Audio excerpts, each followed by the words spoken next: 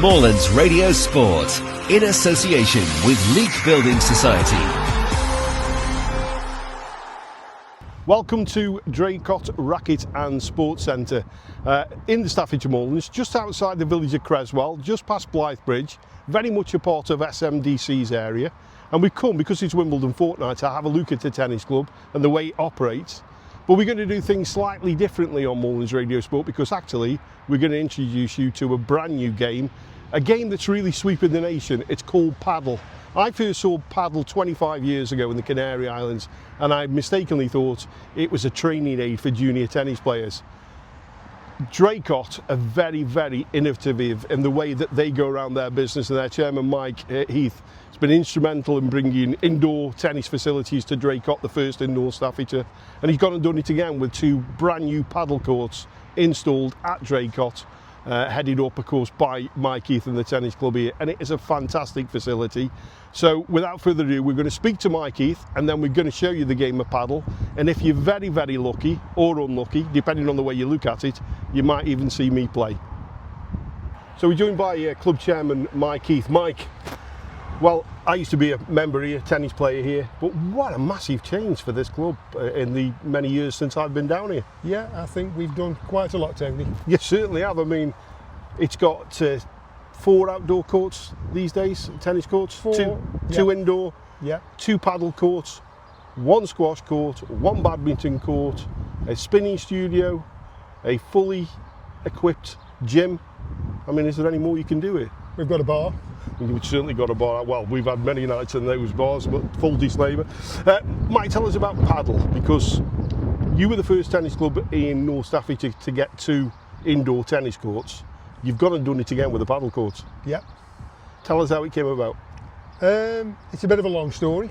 It all started with me playing paddle in Portugal with a good friend, with an old member here, and then being contacted by a company called Game for Paddle, who were looking for sites to build paddle courts in the UK.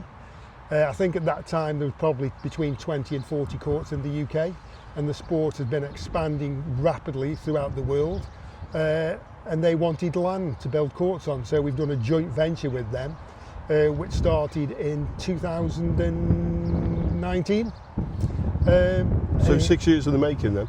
Almost, Yeah. almost. And here we are today with 2 paddle courts. And they are tremendous. I mean, for anybody that doesn't know the game of paddle, it's a hybrid between tennis and squash. And we're going to show you some footage of some people playing it, and also Mike and myself are going to take to the courts shortly and just have a little knock-up to give you an idea. But it was a game I first saw maybe 25 years ago in the Canary Islands, and when I first saw it, I thought it was some kind of junior tennis training facility, and then when you see actual people play it, you think, wow. Yeah. But it's also a good sport to get into if you're getting in advancing years as well, isn't it? Yeah, I think it suits all ages. You can play and have a really good workout in 1 hour. You normally play doubles, so it's very, very sociable.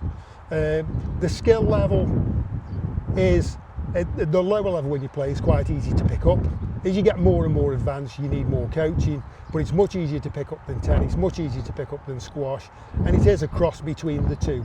And it's a lot easier on your joints as well, yes, isn't it? Definitely. Is that what attracted you to it first and foremost? Yes. Yeah, Yes. well, we're all of an advancing age.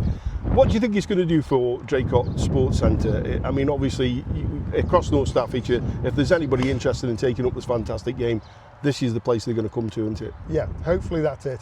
For Draycott, it'll obviously put us more on the map, because we are the first people to have paddle in North Staffordshire, and it also brings in much needed income for us, because we are a members club, and all the money that's made in this club goes back into refurbishing this club. We pay a few staff because we have to, and we need those staff, but yeah, it'll help the club grow.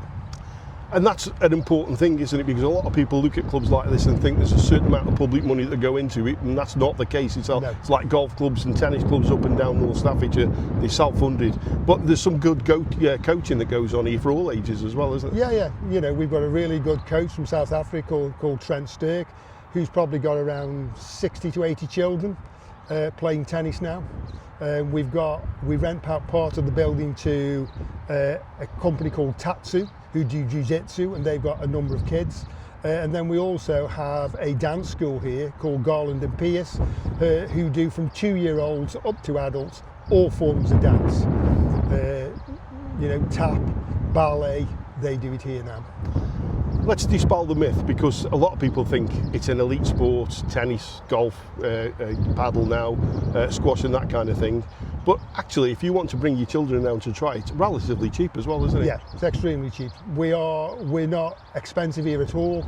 It is quite cheap. The coaching's quite cheap for children. You've got different levels you can have, which allows them to use the courts anytime, or if they just want coaching, just to have coaching. We're lucky in the Moorlands that we've got Leek Tennis Club and also Draycott Sports Centre down here. So if you've got kids who want to try a sport, get in touch with the chairman or one of the coaches and just see if you can get a taster centre. And actually what is nice is Draycott's got a little coffee lounge, so while little Billy and Annie are running around on the court, you can get yourself a nice brew. You can, right. You can. Right, next up we're going to have a look at this paddle.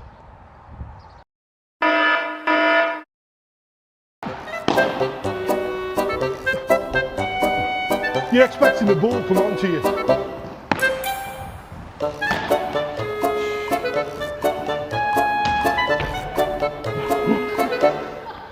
Yeah.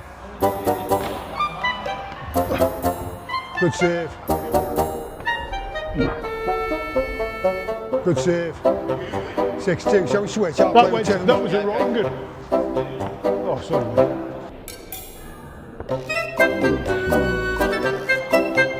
Pick it up. Come on.